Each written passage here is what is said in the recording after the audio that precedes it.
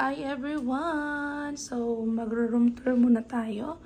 So, ito yung itsura ng aking kwarto. So, before tayo pumunta dyan, so, ayan, nag-check-in po tayo sa Hilton. Dito sa, malapit siya sa airport sa California. So, sa Los Angeles, California. So, ganito yun guys. So, ito ay ating, ito yung ating CR. So, ganito yung tsura ng CR ng Hilton. Ayan. So, napakaluwag guys. Kahit dito pwedeng matulog. Ayan. So, ganito yung itsura niya. Yung shower nila. So, wala tayong bathtub. Kagaya ng doon sa Orleans. So, meron tayong mga libreng towel. Ganyan. At saka yung aking vanity. So, ayan. CR. So, pansin nyo naman, wala tayong bidet. Ganun talaga. So, meron tayo dyang mga kung ano-ano. Ayan, ang lingkod nyo, pagod na. It's a long travel from Vegas. So, ayan ang tsura ng ating CR. So, meron sila dyan mga libre na kung ano-ano.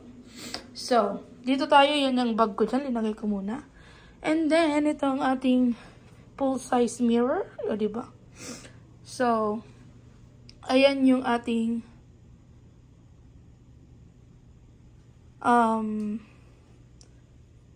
may libre tayong tubig, kape, malaking TV. Ayan. So, ito yung aking bed. Tapos, meron tayong bedside. Ano yan? Ano ba to? Okay. Tapos, ito yung ating mga lagayan dito ng mga anik-anik. Ayan. Hanggang laki na ng aking bed dyan. So, ito yung ating pinaka-ano dyan. Ang tawag dito, mirror on the wall.